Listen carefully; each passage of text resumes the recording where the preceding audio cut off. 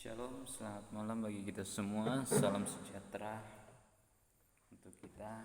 Biarlah pada renungan malam hari ini mari kita menyembah Tuhan.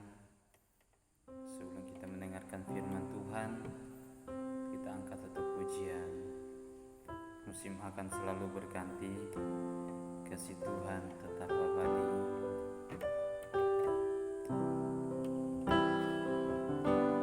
Musim akan selalu berganti,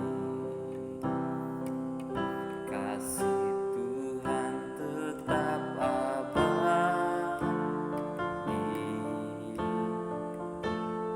tak akan berubah sampai selamanya. Ku tetap percaya, ku yakin Tuhan memberkati, ku yakin Tuhan melindungi.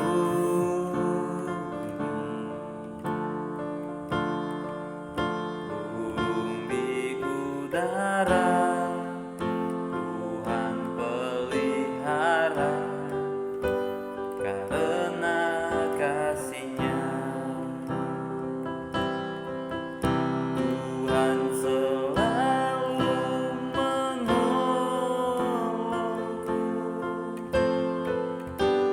selalu menjagaku.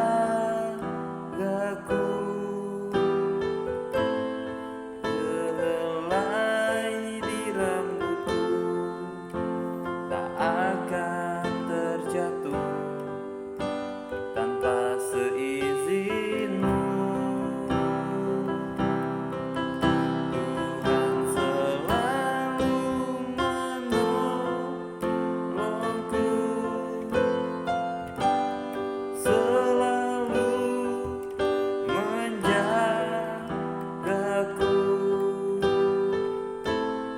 Dia mengenyangkanku dan peliharaku seumur hidupku. Tuhan selalu menolongku, selalu menjagaku.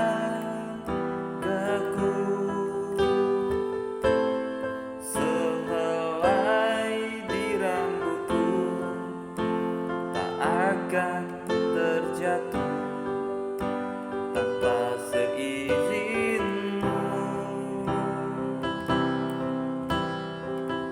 Tuhan selalu menolongku, selalu menjagaku. Dia mengenyangkanku dan peliharaku seumur hidupku. Oh, kami bersyukur, terima kasih Tuhan buat kasih setia-Mu. Haleluya, haleluya. Kami bersyukur pada malam hari ini Tuhan. Kami ingin datang, bahkan kami sudah meninggikan Engkau pada malam hari ini. Buat pujian dalam hidup kami. Kami percaya pertolongan Allah ada dalam kehidupan kami.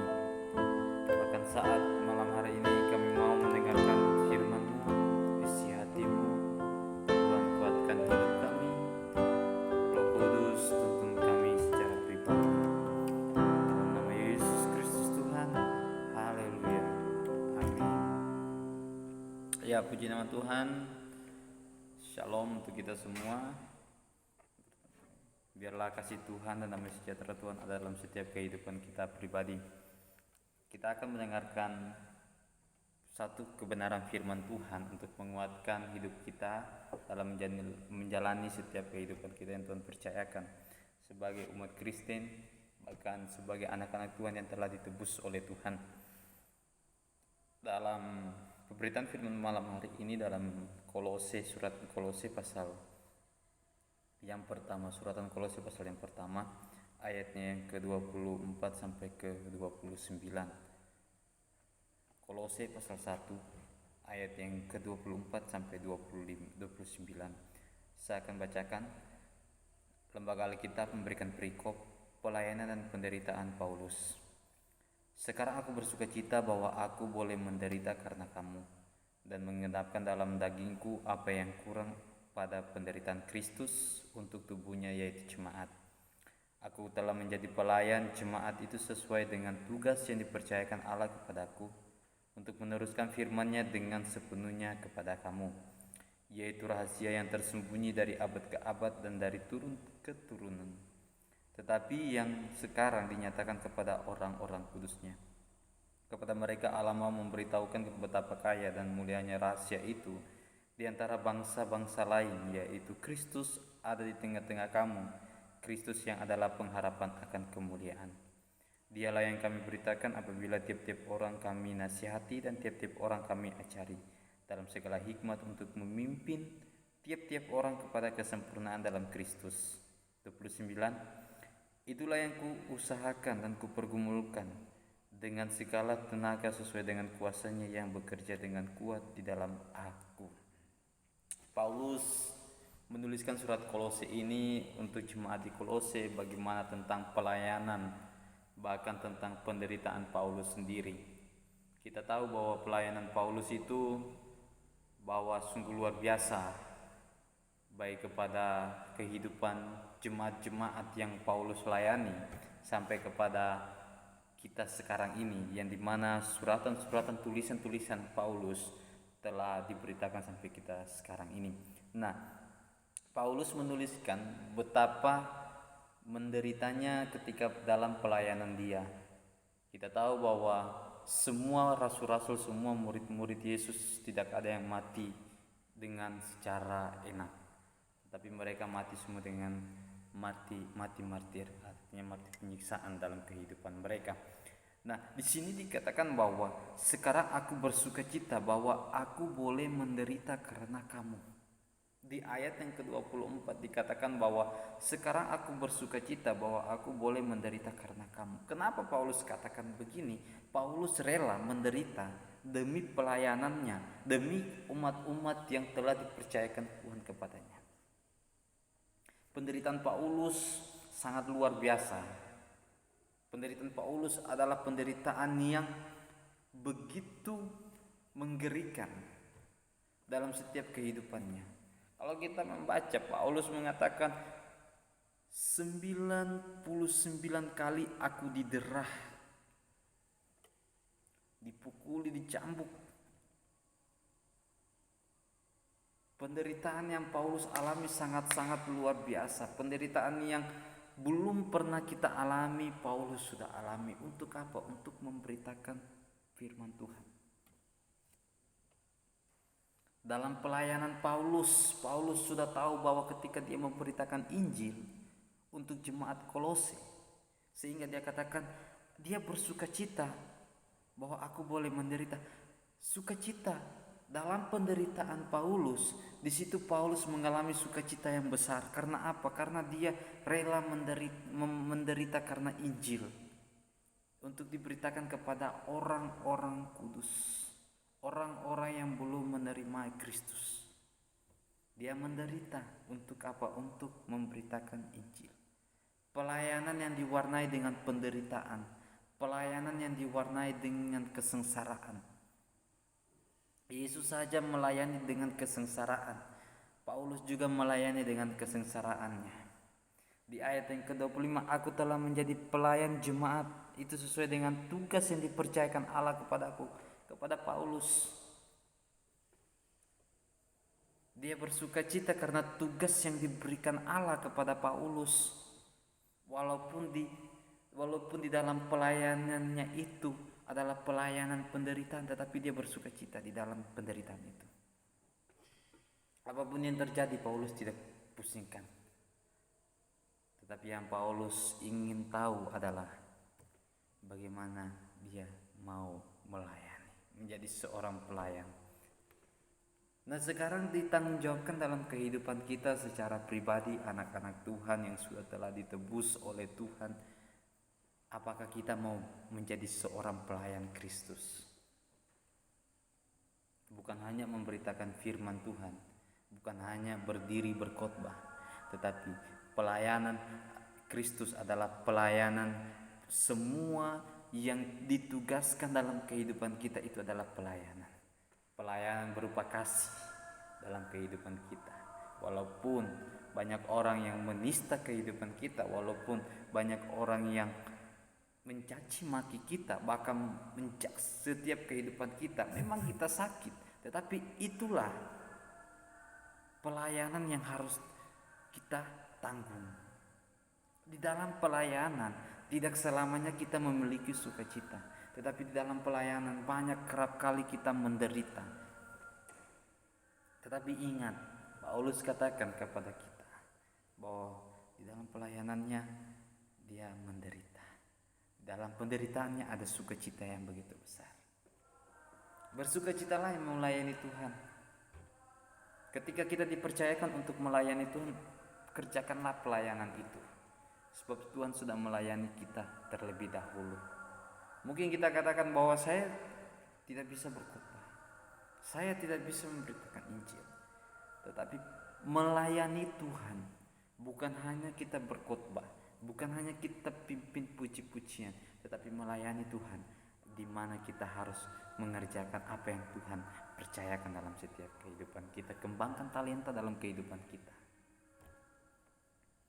Apapun itu, dimanapun kita bergereja, dimanapun kita berorganisasi, tetap melayanilah Tuhan. Layanilah Dia. Penderitaan memang ada. Orang ketika kita berdiri melayani, mungkin orang tidak senyum kepada kita, mungkin orang tidak terima dalam pelayanan kita dengan cara melayani kita. Biarkan saja. Yang penting kita ada kerinduan untuk melayani. Melayani dengan hati yang tulus. Melayani jangan karena keterpaksaan. Jangan kita katakan wah itu hanya tugas pendeta kita mereka melayani, tidak. Tetapi tugas kita semua bayar harga kepada Tuhan. Saya pernah katakan bahwa jual dirimu kepada Tuhan. Kenapa? Tuhan sudah bayar diri kita dengan harga yang mahal. Emas dan perak tidak akan bisa membayarnya. Yang Tuhan berikan dalam setiap kehidupan kita. Berani melayani apapun itu. Pelayanan yang dipercayakan kepada kita, kerjakanlah dengan takut akan Tuhan. Layanilah Dia dengan takut akan Tuhan. Karena apa? Dia sudah menebus setiap kehidupan kita. Dia sudah melayani kita sehingga akhir pelayanan Tuhan ada di kayu salib. Dia yang tidak mempunyai dosa, dia jadikan dirinya berdosa. Karena apa? Supaya kehidupan kita Dia layani. Supaya kehidupan kita Dia tebus dari dosa-dosa kehidupan kita. Paulus ditebus sehingga dia bersukacita walaupun dia itu rumit dan susah bagi kehidupannya, tetapi dia bersukacita walaupun penderitaan mencucurkan darah, tetapi dia katakan dia tetap bersukacita. Karena apa? Paulus ingat ketika Paulus ditebus oleh Tuhan, dia adalah seorang penjahat yang penuh dengan dosa. Begitu juga kehidupan kita, kita adalah orang-orang yang berdosa yang Tuhan telah tebus. Penderitaan memang ada, tetapi ingat, di balik penderitaan itu ada sukacita yang besar. Melayanilah Tuhan dengan sepenuh hati, karena Tuhan sudah tebus kehidupan kita. 1 Petrus 2, di dalam 1 Petrus pasal 1 ayat yang ke-23-24 di situ dikatakan, karena kamu telah dilahirkan kembali bukan dari benih yang fana tetapi dari benih yang tidak fana oleh firman Allah yang hidup dan yang kekal. Sebab semua yang hidup adalah seperti rumput, dan segala kemuliaan seperti bunga rumput. Rumput menjadi kering dan bunga gugur, tetapi firman Tuhan tetap untuk selama-lamanya. Inilah firman yang disampaikan Injil kepada kamu. Karena kamu telah dilahirkan kembali bukan dari apa? Bukan dari benih yang fana, tetapi dari benih yang tidak fana oleh firman Allah. Maka dari itu layanilah Tuhan. Tuhan sudah beli kita, Tuhan sudah lahirkan kita dengan benih, yaitu firman Allah dalam kehidupan kita. Tuhan sudah menebus setiap kehidupan kita, tinggal kita ingin melayani Tuhan. Layanilah Tuhan, kerjakanlah keselamatan yang daripada Tuhan. Pelayanan yang apapun yang Tuhan percayakan dalam kehidupan kita, layanilah itu. Karena itu yang hanya kita bisa balas di hadapan Tuhan, yaitu melayani Dia. Jangan kita tidak melayani, tetapi kita harus melayani Tuhan, karena Tuhan sudah melayani kita. Kalau kita mau katakan dengan apa kita mau membalas, tidak ada. Kalau kita bilang ini darahku, tidak cukup. Kalau kita bilang ini tubuhku, tidak cukup juga. Karena tubuh dan darah kita adalah dosa, tidak suci. Tetapi hanya kita melayani Tuhan, itu hanya bisa. Sedangkan itu belum cukup. Tetapi kita lakukanlah itu dengan segenap hati kita. Kita lakukan itu dengan sepenuh hati kita untuk melayani Tuhan. Biarlah firman Tuhan malam hari ini menguatkan kita. Layanilah, pakai hidupmu untuk melayani Tuhan. Jangan pakai hidup kita tidak melayani Tuhan, tetapi pakai hidup kita untuk melayani Tuhan Yesus Kristus. Salam, selamat.